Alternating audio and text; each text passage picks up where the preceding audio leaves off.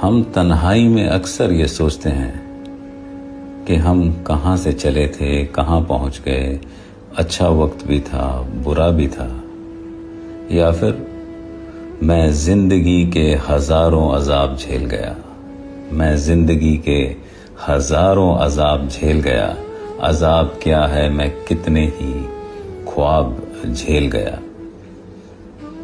ये प्यास, धूप, सफर, दश्त और मैं तन्हा गनीम वक्त का एक एक हिसाब झेल गया।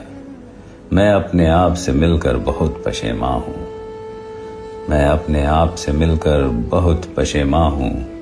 बिछड़ते रहने का पहम अजाब झेल गया, मैं जिंदगी के हजारों अजाब झेल गया।